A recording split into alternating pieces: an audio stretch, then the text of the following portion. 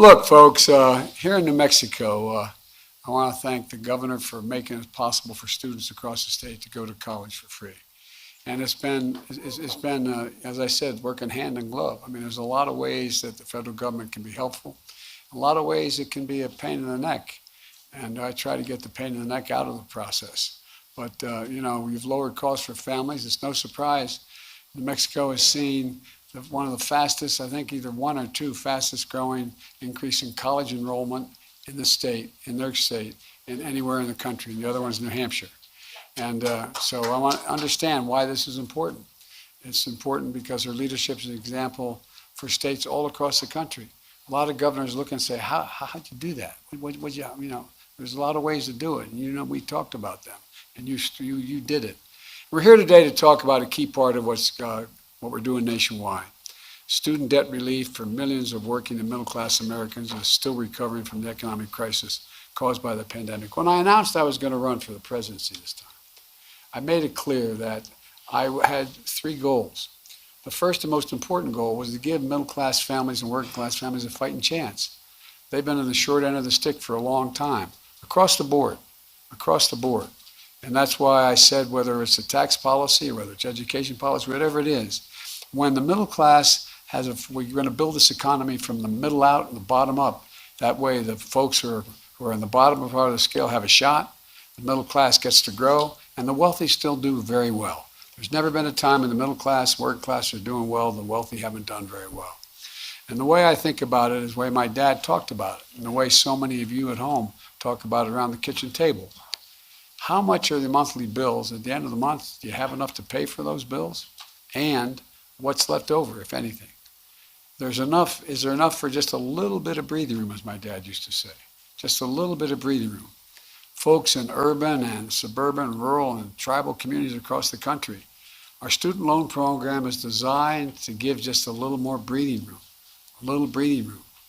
My administration is working to provide up to $10,000 in student debt relief and up to $20,000 if the person seeking the relief received a Pell Grant. Because to receive a Pell Grant, your family income had to be very low.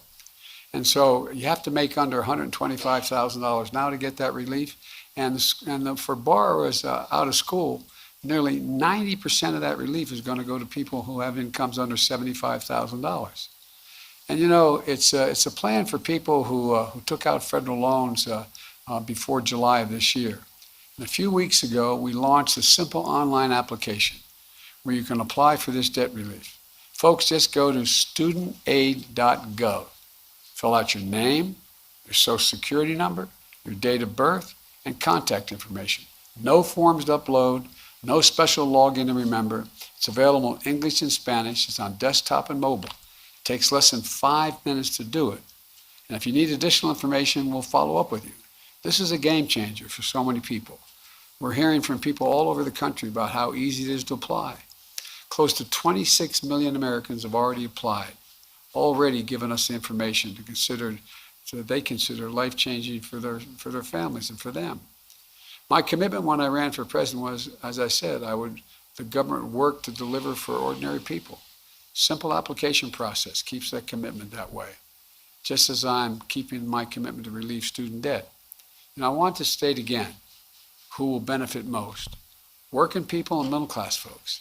If you earn under $125,000 a year, you'll get up to $10,000 knocked off your student debt. If you earn under $125,000, you received a Pell Grant, you get another $10,000. That's $20,000 in relief. Over 200,000 people in New Mexico have student loans, and the average borrower in New Mexico owes just over $34,000. And my plan is going to make a real difference in lowering the monthly cost for families as well. Folks, in total, more than 40 million Americans stand to benefit from this relief. And not a dime of it will go to the top 5% incomes, period. Across America, nearly every Pell Grant recipient comes from a family making under 60 grand. 2/3 come from families making under $30,000 a year. In New Mexico, more than 150,000 borrowers receive Pell Grants to go to college. That's 150,000 New Mexicans who will get $20,000 of their loan wiped off. immediately, plain, simple, and it matters. Folks, as I pointed out, my wife has been a community college professor for years, and she's still teaching. Matter of fact, she's teaching today before she goes off this evening to campaign for us. She's traveled across the country meeting students from every walk of life. She's worked, some of the students she meets work 2 or 3 jobs while going to school, putting dinner on the table, helping their kids with homework, staying up late to do their own homework. As Jill says, they only ask for one thing in return, the chance to work hard and build a good life for themselves and their families.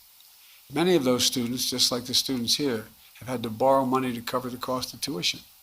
Roughly 40% of community college students nationwide receive a Pell Grant.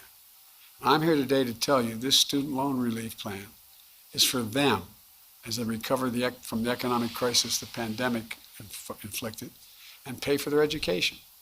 It's for folks like Christy, who you just heard from earlier. She went back to school to get a better job, take care of her family, so she could compete in today's economy. She relied on the student loans and a Pell Grant, and she did it while starting a family. Under our plan, she'll have nearly all of her loan forgiven, and it really matters.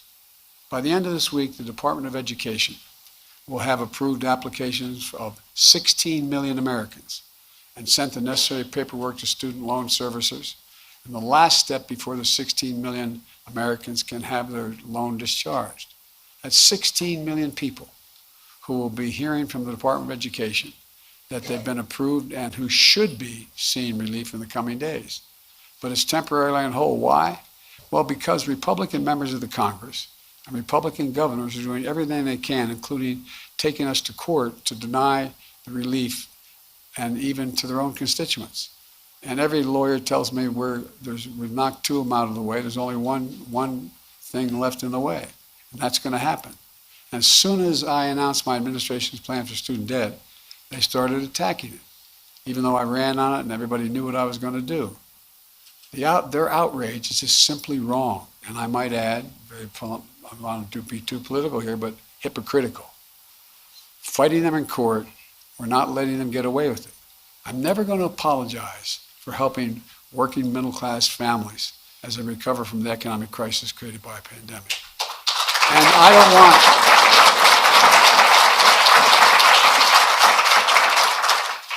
There's an awful lot of mainstream Republicans who they didn't vote for, but who I know support it, but they're a little apprehensive about their situation in their party.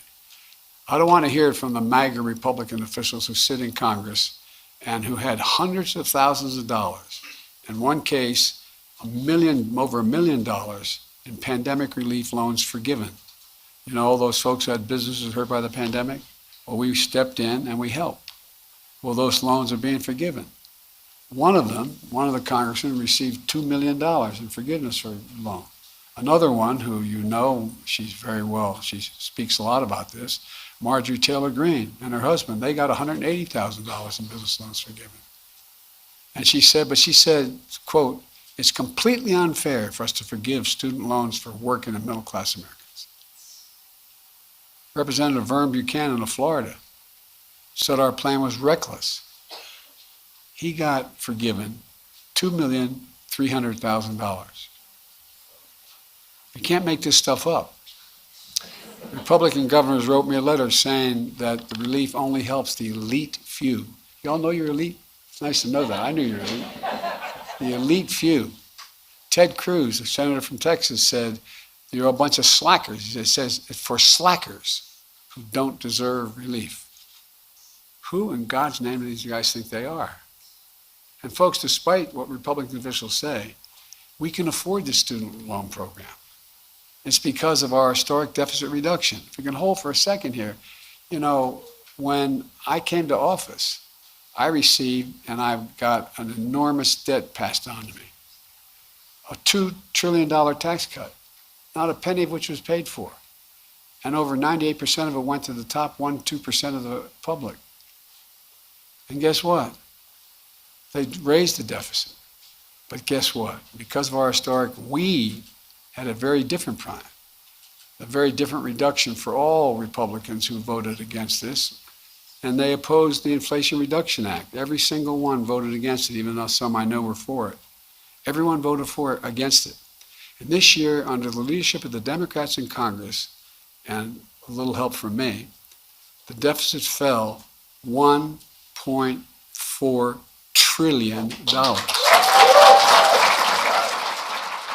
Trillion. The largest one-year drop in the history of the United States of America. And we cut the federal deficit in half this year. We cut it in half. And this follows last year's historic drop in the deficit of $350 billion reduced last year. And we're going to further reduce the debt over the next decade by another $250 billion. And vote, that's not all. We're relieving student debt. We're also resuming student loan payments that are paused during the pandemic. But come January, folks whose debt isn't fully canceled because of the up to $20,000 they can receive are going to start paying their loans again. But guess what? That means billions of dollars a year are going to start coming back in the Treasury. But my administration has a planned, economically responsible course to ensure the smooth transition to repayment and unnecessary defaults. And so we're focused on going after the fraudsters, who call borrowers and pretend they're from the government to help them with their loans. If you get any questionable calls, any of them, please tell us by going to reportfraud.ftc.gov. Look, folks, my message to fraudsters looking to cheat the American people: don't. We're going to get you. We'll hold you responsible. Look, but here's the other thing. My administration is taking additional steps to make education a ticket to the middle class and folks can actually afford. For example, we're fixing what was called, and it wasn't very well administered, the Public Service Loan Forgiveness Program. The idea was if you use your education to go to public service, you can over 10 years have it totally forgiven if you do. And if the program forgives students loans to encourage those students to go into public service, go into public school teachers, become police officers, work with local charities, members of the military, the National Guard. Since I've been in office, more than 250,000 teachers, 235,000 to be precise, nurses, police officers have been able to get over $14 billion in loan forgiveness because we're using them to encourage them to go into these works which we need. We're also proposing change what's called income-driven repayment plans to make it simple and fair. No one with an undergraduate loan today or in the future, whether from a community college or a four-year college, will have to pay more than 5% of their discretionary income to repay their loan, no matter how long it takes. That's income after you pay for the necessities like housing, food, and the like. Only after that, 5% of disposable income. You're currently paying 10%. We're cutting that in half to 5%. And if you still got loans left over after making your payments for 20 years, your debt will be completely wiped out. And I know that sounds strange for the students here, but a lot of people who are my generation a little bit later also have debt still. My son, Bo Biden, who was the Attorney General of the state of Delaware, passed away after a year in Iraq living next to a burn pit of glioblastoma. He went to 2 universities. He went to the University of Pennsylvania and Syracuse Law School. He ended up with a debt because I had the dubious distinction of being listed as the poorest man in Congress. I shouldn't say this, but I'm going to tell you anyway. I got a call when I'd be away campaigning for somebody, I'd call my wife in the morning before she took off to school, see how things were, and I called her one morning. I was up in the state of Vermont campaigning for Pat Leahy, and I said, "Hi, honey, how are you?" She said, "Fine." Well, that's a good start. And she said, "Did you read today's paper?" True story. "Did you read today's paper?" Meaning the local Wilmington papers, Wilmington, Delaware. I said, "No, honey, I didn't see it." She said, "Headline, front page, top of the fold, Biden, poorest man in Congress. Is that true?" Well, I didn't think you were supposed to make money when you were in Congress. But at any rate, and I didn't feel poor. No, by the way, I got elected when I was 29. I had no income. I had a little. I was just starting my law practice.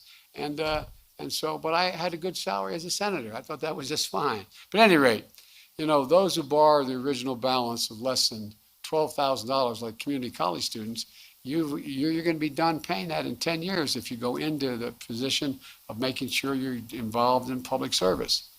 And these changes are going to save more than $1,000 a year on average. It's a game changer. Let me close with this message to young people about this nation. I've always believed your generation, the 18 to 30-year generation, represents the best educated, most talented, least prejudiced, most generous generation in American history. And I really mean that. It is. That's why I'm so optimistic about the future. And that today we face an inflection point.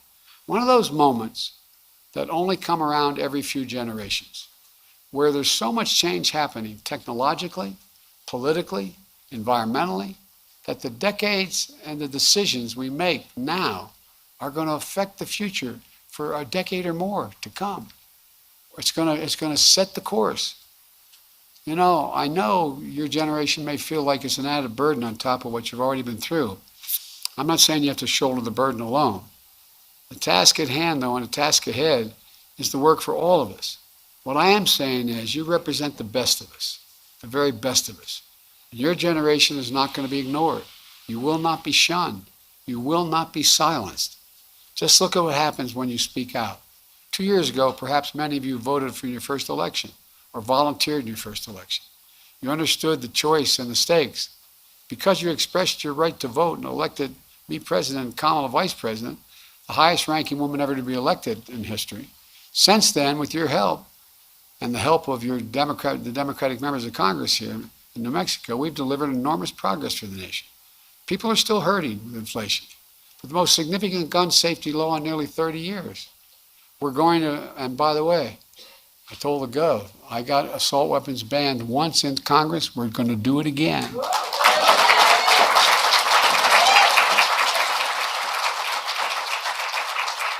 We passed the most significant infrastructure law in 70 years. The only thing bigger was Eisenhower's Highway Trust Program. The first black woman on the Supreme Court of the United States has been appointed, I promise. I've appointed more appellate federal judges who are women and African American than every other president in history combined.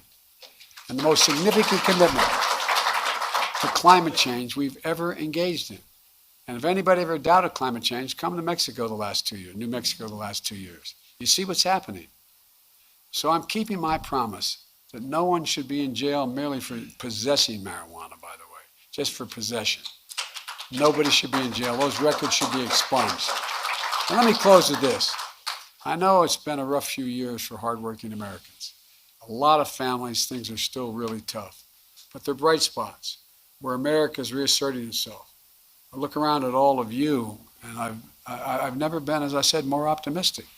You know, we've created 700,000 manufacturing jobs in America since we came to office. 700,000. We have invested in new technologies. We invented the computer chip. We're investing literally $200 billion, and it's going to grow in making sure we produce these chips. They're smaller than the tip of your finger, but they run everything from automobiles to your home appliances to your wine, across the board. So we're making real progress. And by the way, a lot of it's just going to kick in beginning January because we passed this profound legislation on whether it's dealing with the environment or for example, it's estimated that what we did on the environment, we passed legislation providing $368 billion and help to deal with global warming. Well, guess what? It's estimated that that's going to save just in what's available to people for their homes to deal with weatherizing their homes, solar panel, a whole range of things. It's estimated it's going to save the average family American at least $500 a year. And it's going to save the environment. Look, I guess the point I want to make, Jim, I'll stop. Our best days are really ahead of us. We just have to remember who in God's name we are. We're the United States of America. There's nothing beyond our capacity. And I mean it. We got to remember who we are. I spent more time with Xi Jinping of China than any world leader has. When I was vice president and when I was out of the office for 4 years when I was a professor and then now as president. 68 hours in terms of on the telephone or in person with him.